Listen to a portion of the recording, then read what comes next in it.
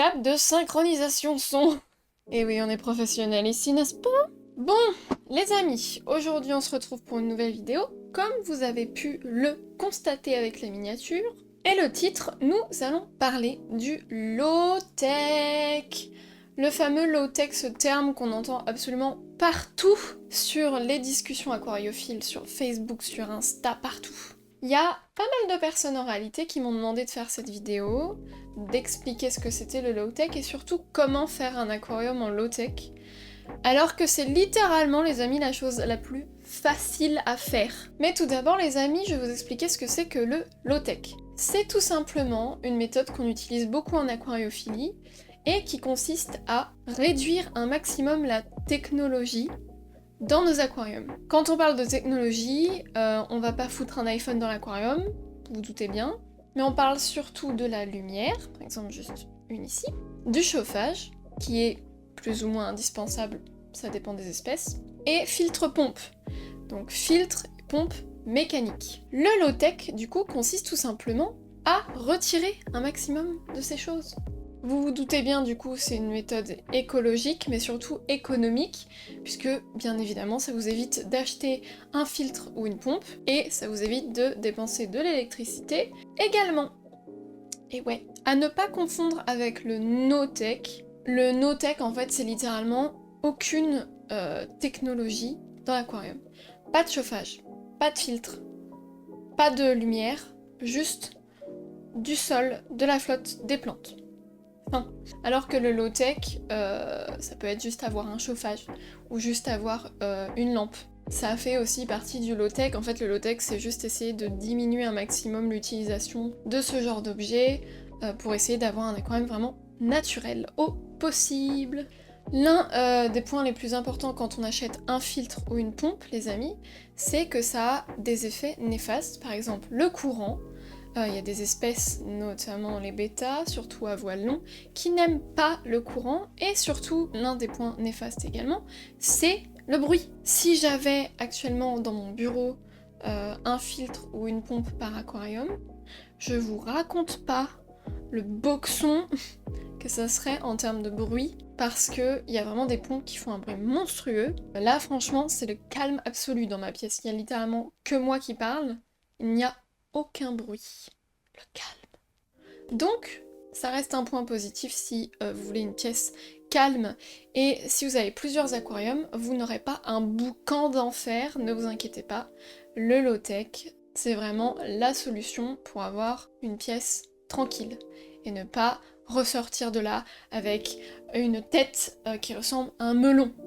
Un point positif, les amis, de ne pas avoir de filtre ou de pompe dans l'aquarium, vous n'allez pas aspirer toutes les petites bestioles qui se promènent dans votre aquarium, et donc elles vont pouvoir faire leur travail beaucoup plus facilement. C'est littéralement de la microfaune, et la microfaune c'est indispensable pour vos aquariums, c'est vraiment le summum du naturel. C'est littéralement des petites bêtes absolument incroyables, et l'absence de filtre ou de pompe va tout simplement les aider à se multiplier et surtout ne pas se faire aspirer et faire un tour de manège comme si on était dans un aspirateur. C'est quand même vachement mieux.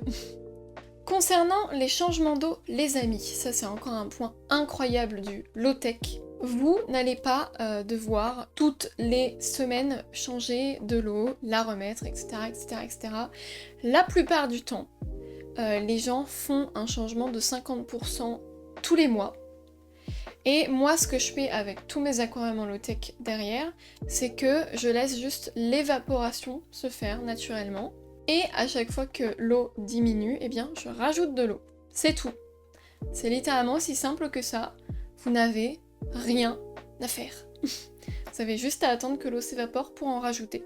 Petit point important, les amis, si vous avez mis pour le début de l'aquarium, le commencement ou un moment de l'eau assez dure qui contient beaucoup de minéraux, les minéraux restent dans l'aquarium. L'eau s'évapore, mais les minéraux restent. Ce qui fait que si à chaque fois que l'eau s'évapore, vous en rajoutez par exemple de l'eau du robinet, vous allez littéralement surcharger l'aquarium de minéraux, puisque les minéraux, eux, ne partent pas. Donc, pour vos changements d'eau, utilisez, les amis, de l'eau qui est faible en minéraux, donc de l'eau de pluie, de l'eau osmosée et de l'eau en bouteille Comme ça vous évitera de rajouter encore et encore et encore des minéraux. Et comme ça, vous aurez une eau qui n'est pas trop dure. À part, bien évidemment, quelques exceptions concernant les espèces qui adorent l'eau très dure. Là, bien évidemment, si vous avez besoin de rajouter de l'eau dure, rajoutez de l'eau dure. Vu que on ne va pas mettre de filtre, où vont aller les bactéries? Bah c'est super simple, dans le sol de l'aquarium. C'est pour ça qu'il faut privilégier du sol poreux. Alors moi, dans quasiment tous mes bacs, j'ai mis de la pouzzolane. Je crois que ça se trouve en jardinerie, bon ça se trouve un peu partout la pouzzolane. Par contre, faut bien la nettoyer parce que croyez-moi que la pouzzolane c'est dégueulasse quand c'est pas nettoyé, et si vous oubliez de la nettoyer, ça peut vous pourrir un aquarium en 2 secondes. Donc, nettoyez bien votre pouzzolane si jamais vous en utilisez. Moi, ce que j'ai fait, c'est que, alors dans ce bac à Kili, normalement j'ai mis de la pouzzolane en dessous, et par-dessus j'ai mis du sol technique, et là j'ai mis de la pouzzolane, et j'ai fait un mélange avec du sable et je ne sais plus trop quoi.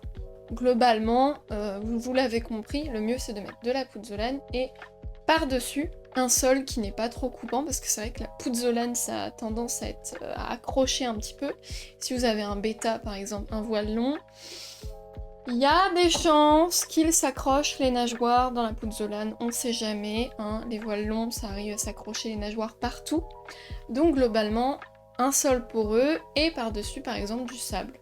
Comme vous pouvez le constater encore une fois derrière moi, dans votre aquarium low-tech, il faudra énormément de plantes, parce que c'est elles qui vont s'occuper d'éliminer le nitrate et les déchets azotés. Littéralement, en fait, le filtre, c'est les plantes. Donc, encore une fois, mes très chers amis, regardez-moi. Cette œuvre d'art juste derrière moi. Il y a des plantes partout. Okay. Quand on vous dit mettez des plantes dans votre aquarium, c'est pas vous en foutez une à gauche, une à droite, une au milieu, fin. C'est vous bourrez l'aquarium de plantes, ok, jusqu'à ne quasiment plus voir rien du tout. Okay. Là dans l'aquarium à Kili, il n'y a plus de place. les plantes sont partout. C'est vraiment ce qu'il faut pour avoir un super bon filtrage de l'eau. Littéralement, prenez exemple, dans la nature, il y a des plantes absolument partout. Et c'est ce qu'on veut recréer, les amis, dans nos aquariums en low-tech. D'ailleurs, concernant le litrage, personnellement, je pense qu'un aquarium de 10 litres, alors je vous le rappelle, dans 10 litres, on ne met pas d'êtres vivants, mais on peut quand même mettre des plantes et faire un aquarium. 10 litres jusqu'à je pense une centaine de litres, on peut faire du low-tech. Mais en réalité, je pense que dans les grands aquariums, on peut aussi faire du low-tech. Moi, j'ai jamais testé. Je sais pas si c'est réellement bien de faire du low-tech dans des gros aquariums. Je sais pas, genre 500, 1000 litres, je ne sais pas. Mais en tout cas, des aquariums entre 10 et 100 litres, le low-tech, c'est super bien. Petit point, les amis, avant de vous lancer dans un aquarium en low-tech, partez sur un aquarium en low-tech uniquement, et vraiment uniquement, si vos poissons n'aiment pas le courant. Il y a des sortes de poissons qu'on appelle les poissons rhéophiles qui adorent le courant. Donc si vous les foutez dans un aquarium en low-tech sans filtre, sans pompe, ils vont pas aimer du tout. Par exemple, il y a les loches léopards qui surkiffent nager dans le courant. Du coup vous les mettez là-dedans, bon. Les loches léopards, elles vont faire la gueule, globalement. Mais forcément, sur cette chaîne, les amis, nous sommes sur une chaîne de bêta. Et les bêtas, bien évidemment, aiment le low-tech. Donc, si vous avez un bêta, n'hésitez pas à faire du low-tech. Donc, en résumé, le low-tech, c'est trop bien. Ça vous fait économie d'électricité et d'argent. Parce que forcément, bah, pas d'achat de filtre, pas d'achat de pompe. Si votre pompe elle meurt, vous n'êtes pas obligé d'en racheter, puisque de toute manière, vous n'en avez pas. Il y a peu de maintenance, voilà. Si jamais vous n'êtes pas là souvent, si jamais vous n'avez pas énormément de temps, il y a peu de maintenance. Vous avez juste à attendre que l'eau s'évapore et en remettre. Il n'y a pas plus simple que ça, en fait. C'est parfait pour les poissons d'eau calme ou d'eau stagnante. Les bêtas, c'est le top pour observer les micro-organismes, parce que vous inquiétez pas que quand tu fous le nez dans un aquarium comme ça, tu vois des trucs nager absolument partout. Tu ne sais pas c'est quoi. C'est des bestioles, elles sont là, elles font leur vie, vraiment, elles sont partout. Il n'y a pas de bruit, Voilà, littéralement, vous voulez une pièce calme avec des aquariums.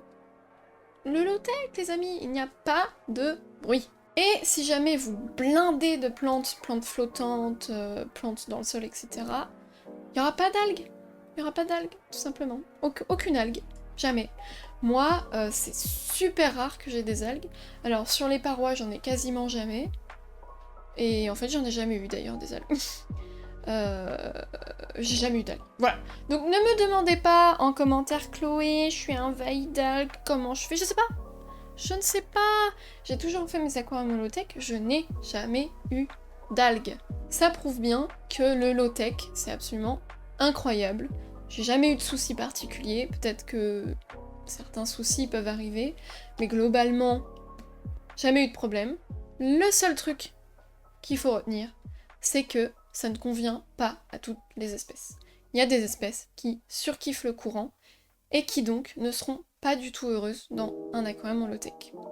Voilà les amis, j'espère que cette petite vidéo vous aura plu. En ce moment, je suis extrêmement active sur YouTube. J'ai plein de trucs à raconter en même temps, vous vous doutez bien, l'aquariophilie, c'est large, il y a absolument plein de choses à raconter. Et on m'avait demandé de faire une vidéo sur le low-tech, et j'avais dit oui, promis, j'en ferai une. La voici. J'espère que ça vous aura plu. Et n'hésitez pas à me raconter vos anecdotes avec vos bacs en low-tech. Moi, j'ai pas grand-chose comme anecdote, littéralement parce que je fous juste du sol, de l'eau, des plantes, j'attends le cycle de l'azote, fin, et je n'ai jamais eu aucun problème.